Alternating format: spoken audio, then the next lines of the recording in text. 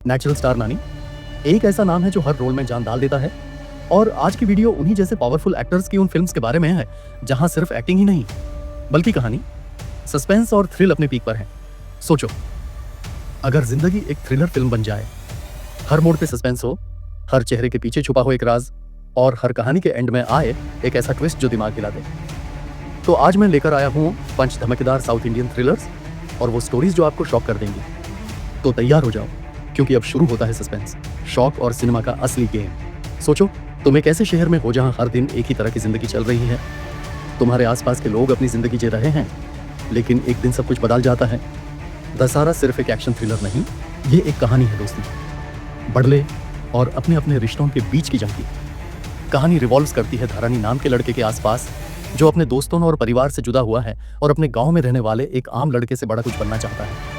धरानी का दोस्ती, प्यार और बड़ला का अपना अलग ही रंग है। जब एक दिन उसका दोस्ती का रिश्ता जिंदगी की सबसे कठिन हालत से गुजारता है और एक खून हो जाता है, तो धरानी अपने दोस्तों को बचाने के लिए एक खतरनाक और कठिन रास्ते पर चल पड़ता है। जब वो अपने असली दुश्मन के सामने आता है, तो समझ में आता है कि ये बस एक पर्सनल बड़ला नहीं, बल्कि एक बड़ा पॉलिटिकल कॉन्स्पिरेसी है। लेकिन असली सवाल ये है, क्या धरानी अपने बड़ले को पूरा कर पाएगा? क्या उसकी दोस्ती और अपनी जिंदगी की कहानी उसके रिश्तों के साथ सच में शुरू कर पाएगी? क्या अपना दोस्ती अपने गांव के लिए अपने असली जगह पर पहुंच पाएगा? दशहरा एक एक्शन थ्रिलर है जिसमें एक्शन के साथ साथ एक इमोशनल ट्विस्ट और इंटेंस ड्रामा भी है, जो आपको अपने सीट से उठने नहीं देगा।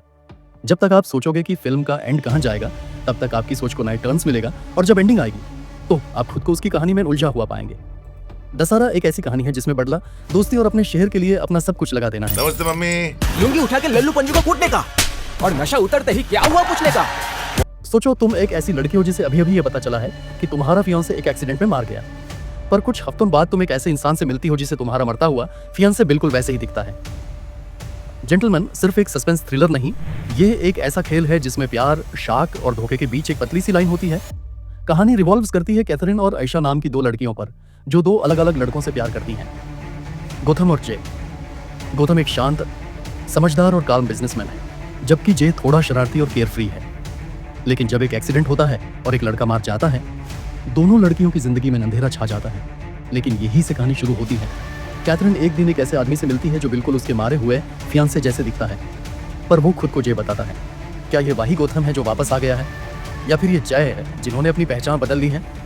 जैसे जैसे फिल्म आगे बढ़ती है, एक सीक्रेट कंपनी, छोड़ी हुई टेक्नोलॉजी और एक गहरा साजिश सामने आती है। लेकिन असली सवाल यह है, क्या गौतम वाकई मार गया था, या उसने सबको धोखा दिया? और अगर जय जिंदा है, तो वो कौन है जो सबके साथ खेल खेल रहा है? जेंटलमैन एक ऐसा थ्रिलर है जो हर सीन के बाद तुम्हारे भरोसे को हिला देगा, और जब सच सामने आएगा, तुम खुद सोच में पड़ जाओगे कि कौन सच में जेंटलमैन था। फिल्म अब ऑनलाइन प्लेटफॉर्म्स पर उपलब्ध है। तुझे जो करना है वो कर ले, मैं पोल खोल रहा हूँ। सोचो, एक शहर जहां सब कुछ शांत है, एक ईमानदार पुलिस ऑफिसर को वीरता का अवार्ड मिलता है और सब कुछ परफेक्ट लग रहा है, पर तभी उसी दिन एक खून हो जाता है, वो भी उसी पुलिस वाले के बहुत करीबी दोस्त का। वी सिर्फ एक एक्शन थ्रिलर नहीं, ये एक ऐसा बड़ला है जो हर कदम पर आपको शॉक देगा। कहानी है पुलिस ऑफिसर डीसीपी आदित्य की, जो अपनी इंटेलिजेंस और डिसिप्लिन के लिए जाना जाता है। लेकिन जब उसका सबसे अच्छा दोस्त मार जाता है, वो टूट जाता है। तभी शहर में एक रहस्यमय किलर आता है, एक ऐसा इंसान जो मर्डर करने से पहले एक नोट छोड़ जाता है और खुद को सिर्फ वी कह के बुलाता है। डीसीपी आदित्य को उस कथील को पकड़ने की जिम्मेदारी मिलती है, पर जैसे जैसे वो वी के पीछे भागता है, उससे लगता है कि वी हर कदम पर उससे 2 कदम आगे है। और यहीं से शुरू होता है एक माइंड गेम। वी यानी विष्णु कौन है? एक पागल कथील या कोई ऐसा इंसान जो सिस्टम के खिलाफ एक खतरनाक खेल खेल रहा है? जब आदित्य को विष्णु के अतीत के बारे में पता चलता है, एक सच्चा सिपाही, एक आशिक, एक बर्बाद इंसान, तब उसे एहसास होता है कि हर मर्डर के पीछे सिर्फ गुस्सा नहीं, एक सच्चाई छुपी है, एक ऐसी सच्चाई जिसे दबा दिया गया था। अब सवाल यह है, क्या आदित्य अपने फर्ज के लिए विष्णु को पकड़ लेगा, या फिर उससे भी लगने लगेगा कि यह मर्डर नहीं, एक सही इंसाफ है? वी एक ऐसी फिल्म है जो पुलिस और अपराधी के बीच की रेखा को मिटा देती है और आपको सोचने पर मजबूर कर देती है कि कभी कभी सिस्टम से बड़ा इंसाफ भी होता है। फिल्म अब Amazon प्राइम वीडियो पर अवेलेबल है। फिल्मी चीजें फिल्मों में ही अच्छी लगती हैं, असली जिंदगी में नहीं। जनरली साइकोज पॉपुलैरिटी बढ़ाने के लिए ऐसा करते हैं। अगर वीडियो पसंद आ रही हो तो वीडियो को लाइक करें और चैनल को सब्सक्राइब करें। तो चलते हैं अगले वीडियो में। सोचो, तुम एक स्ट्रगलिंग फिल्म मेकर हो, अपनी पहली फिल्म के लिए मेहनत कर रहे हो, लेकिन तभी तुम्हारे ऊपर एक केस दर्ज होता है प्लेजरिज्म का। तुम्हारा करियर, तुम्हारा नाम, सब कुछ दांव पर लग जाता है। पर जैसे जैसे केस खुलता है, तुम्हें अपने अंदर किसी और की यादें महसूस होने लगती हैं। श्याम सिंह रॉय सिर्फ एक पीरियड ड्रामा नहीं, ये एक रहस्यमयी रीबर्थ थ्रिलर है जिसमें हिस्ट्री और प्रेजेंट एक साथ टकराते हैं। कहानी है वासु की, एक पैशनेट फिल्म मेकर की, जिसे अचानक एक पुराने बंगाली लेखक की कहानी चुराने का इल्जाम लगता है। उस लेखक का नाम है श्याम सिंह रॉय। जैसे जैसे जांच आगे बढ़ती है, वासु को अपनी लाइफ में कुछ अजीब महसूस होता है। डेजावू, अनजाने लोगों से कनेक्शन और वो तस्वीरें जो उसने कभी देखी ही नहीं थी। वो एक साइकोलॉजिकल प्रोफेसर से मदद लेता है और एक थेरेपी के दौरान उसे पता चलता है कि शायद वो श्याम सिंह रॉय का रिबर्थ है। वो 1970s का एक साहसी, क्रांति का लेखक जिन्होंने समझ के खिलाफ लिखने की हिम्मत की थी और एक देवदासी लड़की से मोहब्बत की थी।